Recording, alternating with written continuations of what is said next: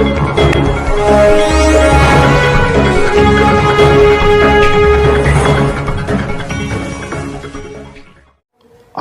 आप देख रहे हैं सिटी न्यूज 24। सिटी न्यूज 24 से मैं रजाली जाफरी। आइए देखते हैं आज की मुख्य खबरें। सिटी न्यूज 24 में आपका स्वागत है। मैं हूं शादाब मलिक। 2024 लोकसभा चुनाव को लेकर सियासत का बाजार गर्म है। इस वक्त हम मौजूद है सहारनपुर के सुहेल देव भारतीय समाज पार्टी के जिला कार्यालय पर। जिला अध्यक्ष जी हमारे साथ मौजूद हैं, गुफरान अली जी। उनसे इसी के बारे में आज चर्चा करेंगे। आपका स्वागत है हमारे चैनल में। अभी हाल ही में ओम प्रकाश राजभर जी को योगी सरकार में कैबिनेट मंत्री बनाया गया था। कौन कौन से मंत्रालय उनको दिए गए हैं, उसके बारे में बताएं पहले। हाँ, उनको जो मंत्रालय दिए गए बहुत अच्छे मंत्रालय दिए गए। पंचायती राज विभाग दिया गया है, अल्पसंख्यक कल्याण दिया गया है, वक्फ बोर्ड विभाग दिया गया है, हज विभाग भी उनको दिया गया है। बहुत अच्छे मंत्रालय हैं। हमें उम्मीद है। कितने मंत्रालय उनको? 4 मंत्रालय दिए गए। हमें उम्मीद है कि वो हमारे समाज के लिए खासतौर से, वैसे तो सर्व समाज के नेता हैं और जब मंत्री बन गए तो सर्व समाज का वो भला करेंगे और हमेशा सर्व समाज की आवाज उठाते हैं। तो ये लेकिन ये मंत्रालय क्योंकि हमारे समाज से मुतालिक है, इसलिए मुझे उम्मीद करता हूँ और मुझे आशा है पूरी कि जो काम इससे पहले मंत्री रहे समाजवादी पार्टी के आजम खान या अखिलेश जी या मुलायम सिंह जी नहीं कर पाए वक्फ बोर्ड में, तो वो करने का काम करेंगे, मुझे पूरी आशा है।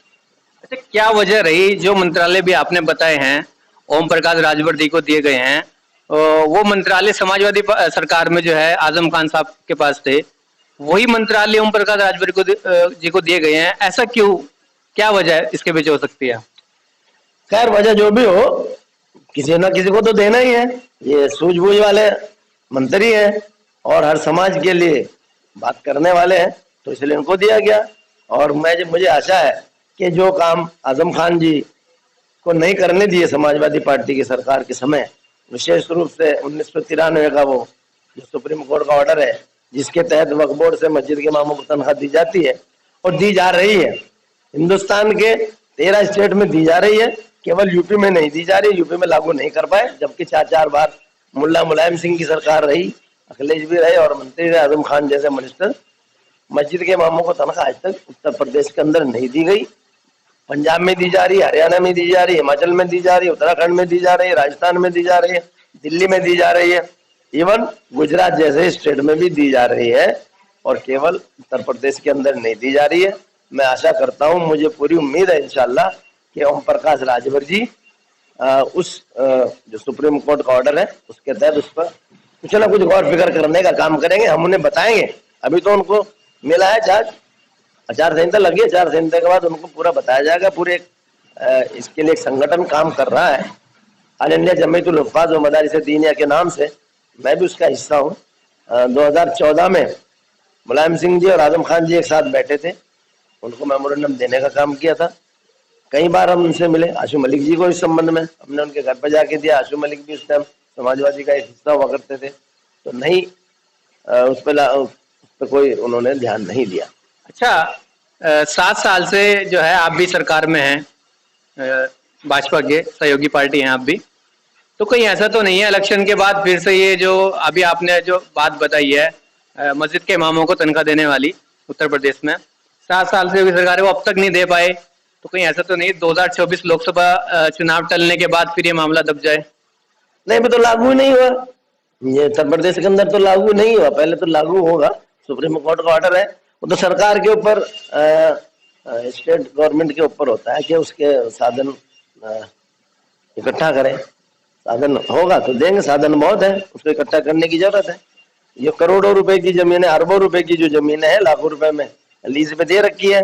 मैं आग्रह करूंगा हमारे अपने मंत्री जी से, हम देंगे मेमोरेंडम देंगे कि वो जो करोड़ों रुपए की जायदाद है, अरबों रुपए की जो लाखों में दे रखी है, पैसे खा के कुछ कर्मचारियों ने या नेताओं ने जो ले रखी है, उसको कैंसिल किया जाए। मार्केट वैल्यू पे उस जमीन का मार्केट वैल्यू जो किराया है वो लिया जाए, तो उससे अरबों रुपए की इनकम होगी, उससे मस्जिद के इमामों को तनख्वाह आराम से दे सकते हैं, जिस तरह और स्टेटों में दी जा रही है, यहाँ क्यों नहीं दी जाएगी?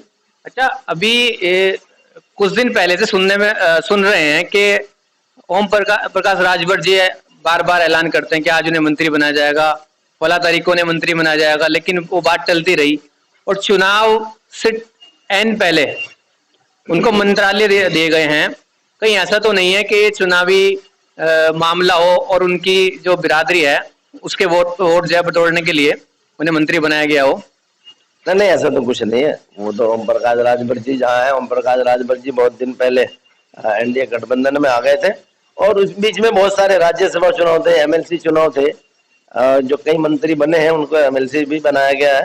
तो ये अपने संगठन की कुछ न कुछ अपनी मसरूफियत रही, इस वजह, और कोई ऐसी बात नहीं है। अच्छा, ओम प्रकाश राजभर जी का वो जो पहले बड़बोलापन था, अब वो देखने मिल रहा है कि वो कुछ दबे दबे से, सहमे सहमे से रहते हैं। कहीं इसके ऊपर कुछ सरकार का कोई दबाव तो नहीं है कि किसी दबाव में हो और उसके को लेकर वो बोल नहीं पा रहे हो खुल के? नहीं, दबाव में तो मैंने तो नहीं देखा, कभी भी दबाव में नहीं रहते ओम प्रकाश राजभर जी। तो वो किसी के दबाव में नहीं आते, जो बात उन्होंने कहनी है और वो कहते हैं, इसीलिए आज वो हिंदुस्तान के अंदर, यूपी में ही नहीं हिंदुस्तान के अंदर बोलने वाले माने जाते हैं। इसीलिए उनकी लोकप्रियता बढ़ रही है। हम लोग, हमारे समाज, हमारे कौम और बहुत सारे लोग, समाजवादी के बहुत लोग हमारी पार्टी में आ गए। अब बड़े बड़े नेता आ गए, पूर्व राज्य मंत्री सैयद शकील साहब, जो कभी शिवपाल जी के, अखिलेश जी के बहुत नजदीक रहा करते थे, वो आ गए। ऐसे बहुत लोग आ रहे हैं जिस पर समाजवादी पार्टी के लोग मुझे धमकियां भी भिजवा रहे हैं कि तुम्हारा इलाज कर देंगे और तुम्हें कुछ करवा देंगे, ऐसे इस तरीके की बातें आई। तो वो मैं उस बात से भी नहीं, मैं भी नहीं घबराता। मैं ओम प्रकाश राजभर जी के सिपाही हूँ, तो राजभर जी कैसे घबराएंगे जब उसका एक सिपाही नहीं घबरा रहा। समाजवादी पार्टी के लोग धमकियां भिजवा रहे हैं मुझे, तो मैं नहीं घबराऊंगा, तो हमारे ओम प्रकाश राजभर जी कैसे घबराएंगे। अच्छा, सहारनपुर की बात करें लोकसभा चुनाव को लेकर, एक तरफ बसपा से माजिद अली है मैदान में और इंडिया गठबंधन से इमरान मसूद को प्रत्याशी बनाया जा रहा है, तो भाजपा की तरफ से किसकी दावेदारी जो है टिकट पे चल रही है? कौन मुख्य दावेदारों में माना जा रहा है? ये तो संगठन का काम है, पार्टी संगठन का काम है, हाईकमान का काम है।